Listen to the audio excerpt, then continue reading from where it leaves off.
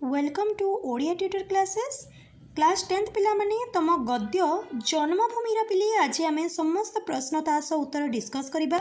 वीडियोटी को लास्ट जाए देख। जो पिला माने चैनल नुआ छ चैनल को सब्सक्राइब कर दियो। क्वेश्चन नंबर 1 आयु सूर्य यार ठीक व्यास वाक्यटी चिन्ह आंसर हेब आयु रूपक सूर्य। क्वेश्चन नंबर 2 धर्मांतर यार विग्रह वाक्य कौन हेब आंसर हेब अन्य धर्म। क्वेश्चन नंबर 3 पुनर्जन्म शब्द पाई निम्नलिखित संधि ठीक संधिटी बाछि लेख आंसर हेब घ पुनः चुक्त जन्म। क्वेश्चन नंबर 4 शुष्क शब्दटी किपरि गठित होइछि आंसर हेब ख शुष् चुक्त क। क्वेश्चन नंबर 5 निम्नोक्त शब्दगुड़िक मध्यरु शुद्ध शब्दटी बाछ आंसर हेब ग सा रे दीर्घई तापरे रे हर्षई क। क्वेश्चन नंबर 6 ग्राम मध्य एक परिवारत्वर परंपरा स्वरूप निम्नलिखित मध्यरु जे उक्तिटी ग्रहणीय लेख आंसर हेब पिले ग ग्राम जाति वर्ण निर्विशेष भाई भौणी कका खुड़ी आदि भाव संपर्क रखिबा। क्वेश्चन नंबर 7 निम्न प्रदत्त शब्दगुड़िकर विपरीतार्थ बोधक शब्द लेख ए सबु शब्दर विपरीत बोधक शब्द लिखिबा। आंसर देख पिले विशाल रहब क्षुद्र स्मरण रहब विस्मरण अस्वीकार रहब स्वीकार अवांछितर वांछित प्रशंसार निंदा मधुरर तिक्त। पिले पीडीएफ जदि तुमको दरकार ताले कमेंट जणाओ मु आम टेलीग्राम चैनल रे अपलोड कर देबी। क्वेश्चन नंबर 8 निम्नलिखित शब्दगुड़ी को उपयुक्त वाक्य रे प्रयोग कर। अभिजात अभिजात घरर पिला माने मान मर्यादार सह चलती। प्रत्यय से जेभली मिछुआ पिला ता कथारे मोर सामान्य प्रत्यय नाही। सिक्त शिशिर सिक्त सकाळ देह को थराई दिए। प्रवंचना बुद्धिमान व्यक्ति कौनसी समय प्रवंचनार शिकार हुए नाही। अकर्मा अकर्मा माने भूमि को निंदा करिथांती। शीर्ष खाद्य बिना देह शीर्ष हो जाए। देख पिले तुम सब प्रश्नर आंसर तुम ये गोटे पीडीएफ रे पाइज। तुम केवल आम टेलीग्राम रे जॉइन हो। टेलीग्राम रे जॉइन होगापी डिस्क्रिप्शन रे लिंक अच्छी तुम इजिली जॉइन हो पार। क्वेश्चन नंबर 9 पादरे दली देवा पार पाइबा कंट करिबा एही रूढ़ी गुड़ी को वाक्य रे व्यवहार कर। पादरे दली देवा समस्तंक परामर्श को पादरे दली दे से निज इच्छानुसार काम करि जाउछंती। पार पाइबा प्रभुंकर करुणा हेली आमे भवसागर पार पाई पारिबा। कंट करिबा से शनिवार दिन सहरु फेरिबे बोली कंट करि जाइछंती। क्वेश्चन नंबर 10 श्रम को जे जीवन धारणर पंथा बोली ग्रहण करती तांकु कुहाजे श्रमजीवी। सेही बोली शेषरी जीवितिबा आउ 5टी शब्द लिख। देख पिले प्रश्न सह उत्तर मध्य रही। कृषि को जे जीवन धारणर पंथा बोली ग्रहण करती तांकु कुहाजे कृषिजीवी। मत्स्य को जे जीवन धारणर पंथा बोली ग्रहण करती तांकु कुहाजे मत्स्यजीवी। बुद्धि को जे जीवन धारणर पंथा बोली ग्रहण करती तांकु कुहाजे बुद्धिजीवी। भिक्षा को जे जीवन धारणर पंथा बोली ग्रहण करती तांकु कुहाजे भिक्षाजीवी। कर्म को जे जीवन धारणर पंथा बोली ग्रहण करती तांकु कुहाजे कर्मजीवी। क्वेश्चन नंबर 11 बाम पाखरे तिबा शब्द सह डाहाण पाखरे तिबा उपयुक्त शब्द को जोड़ी स्वतंत्र वाक्य रे प्रयोग कर। शस्य श्यामला धरणी स्तूपीकृत मेघ स्वर्णशीर्ष धान्य जुक्तिवादी जीव अभ्रंकस प्रासाद दोलायमान पदपल्लव आहतुक व्यथा। तापरे ए शब्द जोड़ी को आम वाक्य रे व्यवहार करिबा। शस्य श्यामला धरणी पल्ली अंचलर शस्य श्यामला धरणीर दृश्य समस्तंक मन को विमोहित करे। स्तूपीकृत मेघ आषाढ़ मासरे आकाशर स्तूपीकृत मेघ धरणी को जलमय करदिए। स्वर्णशीर्ष धान्य शीत ऋतुरे कृषिक्षेत्र व्यापी स्वर्णशीर्ष धान्य देखि कृषकर मन आनंदरे विभोर होई उठे।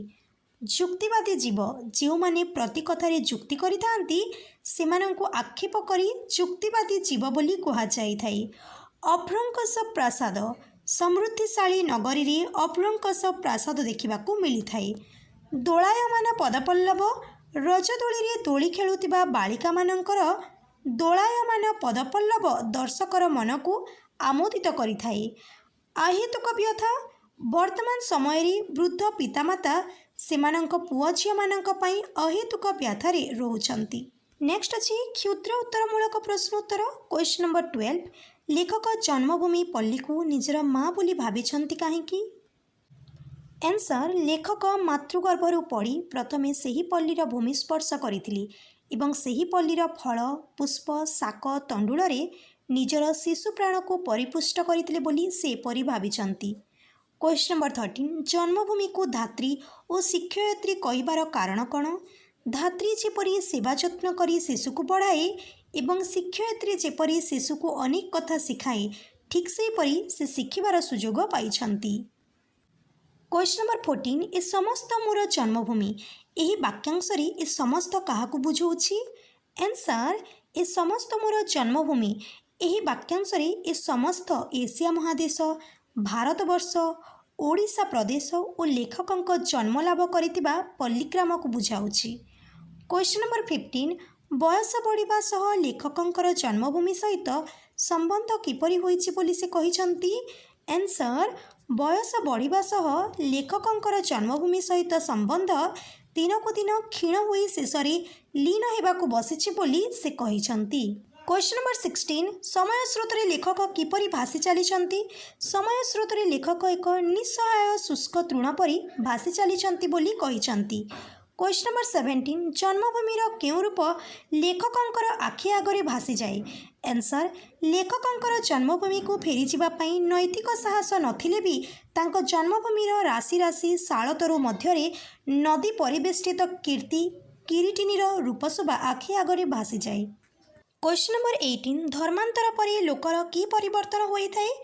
ଧର୍ମାନ୍ତର ପରେ ଧର୍ମାନ୍ତର ଦୀକ୍ଷିତ ବ୍ୟକ୍ତି ନବଗୃହୀତ ଧର୍ମ ନିକଟରେ ନିଜର ସମସ୍ତ ମାନବିକତାକୁ ହରାଇ ବସିଥାଏ। ଏପରିକି ନିଜର ନାମ ପଦବୀ ଭାଷା ଆହାର ବ୍ୟବହାର ବେଶଭୂଷା ଆଦିକୁ ବଦଳାଇ ଦିଏ ଓ ଶେଷକୁ ଜାତୀୟତା ଭୁଲି ନିଜ ଜନ୍ମଭୂମିକୁ ସୁଦ୍ଧା ଅସ୍ୱୀକାର କରିଥାଏ। କ୍ୱେଶ୍ଚନ୍ ନମ୍ବର 19 ପଲ୍ଲୀରେ ଏକ ପରିବାରତ୍ୱ ଗଢ଼ି ଉଠିବାର କି ପ୍ରମାଣ ମିଳେ?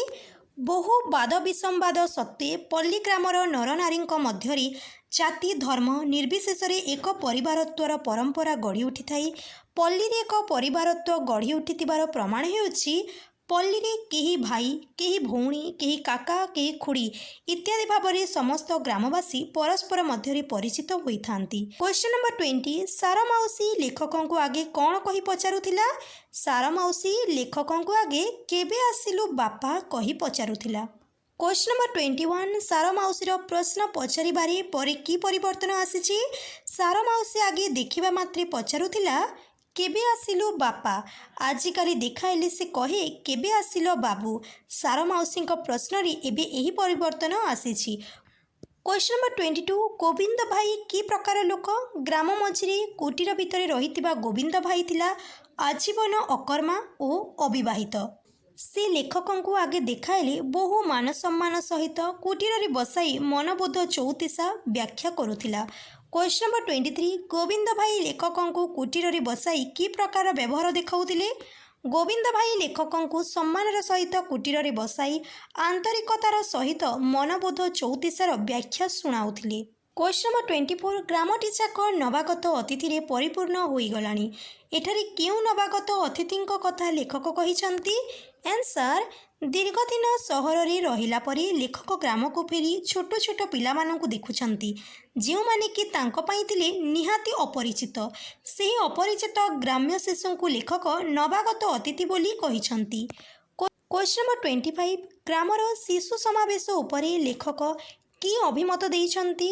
ଆନ୍ସର୍ ଗ୍ରାମର ଶିଶୁମାନଙ୍କ ବିଷୟରେ ଅଭିମତ ଦେଇ କହିଛନ୍ତି ଯେ ଗ୍ରାମର ଯେଉଁଆଡ଼େ ଚାହିଁଲେ ଶୀର୍ଣ୍ଣ ମଳିନ ଉଲଗ୍ନ କୃଶୋଦର ଲମ୍ବୋଦର ଅବାଞ୍ଛିତ ଅବହେଳିତ ଶିଶୁମାନଙ୍କର ସମାବେଶ ଦେଖାଯାଏ। କ୍ୱେଶ୍ଚନ୍ ନମ୍ବର 26 ଏହି ଶିଶୁମାନେ ଲେଖକଙ୍କୁ ଏବେ ଦେଖିଲେ କିପରି ବ୍ୟବହାର ଦେଖାଇଥାନ୍ତି? ଆନ୍ସର୍ ଲେଖକ ଦୀର୍ଘଦିନ ଧରି ଗ୍ରାମରେ ଅନୁପସ୍ଥିତ ଥିବାରୁ ଗ୍ରାମର ଶିଶୁମାନେ କେହି ତାଙ୍କୁ ଜାଣିନଥିଲେ କିମ୍ବା ଚିହ୍ନି ନଥିଲେ। ଫଳରେ ଏହି ଶିଶୁମାନେ ଲେଖକଙ୍କୁ ଏବେ ଦେଖିଲେ ଆଫ୍ରିକାରୁ ନୂଆ ଆସିଥିବା ଜେବ୍ରା ବା ଜିରାଫକୁ ଚାହିଁଲା ପରି ଲେଖକଙ୍କୁ ଚାହିଁ ରହୁଥିଲେ। क्वेश्चन नंबर 27 ग्रामर साधारण युवक माने किपरि समय बिताती।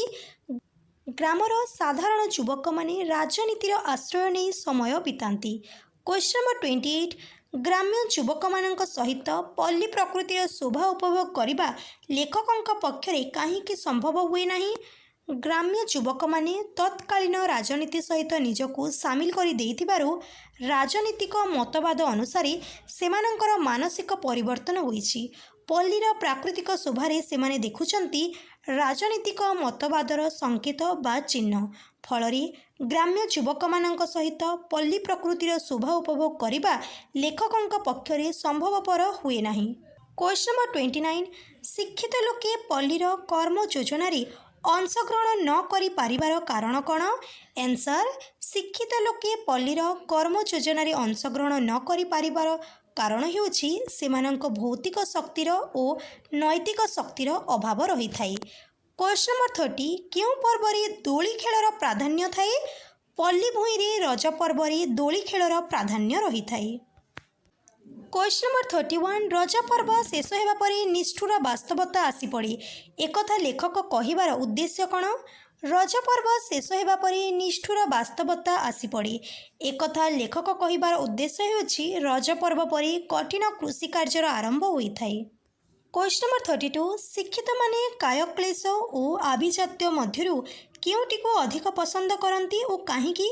शिक्षित माने कायक्लेश और आभिजात्य मध्यरु आभिजात्य को अधिक पसंद करती कारण शिक्षित माने आभिजात्य को छाड़िबा असंभव मन करिथांती। जेहेतु शिक्षित मानक पक्षे आभिजात्य छाड़िबा संभव नुहे तेणु शारीरिक श्रम छाड़िबा ही संभव होइथाए। क्वेश्चन नंबर 33 किभली लोक जीवन युद्ध रे दिग्विजयी वीर बोली परिचित हुए। आंसर मानवर समस्त नीति को पादरे दली दे ऊर्ध्व श्वास धाई जेते बेसी धन अर्जन करिपारे से सेते बेसी जीवन युद्ध रे दिग्विजयी वीर बोली परिचित हुए। क्वेश्चन नंबर 34 ग्रामर विद्यार्थी मानक संपर्क रे कि प्रकार धारणा प्रथमे सृष्टि होता है।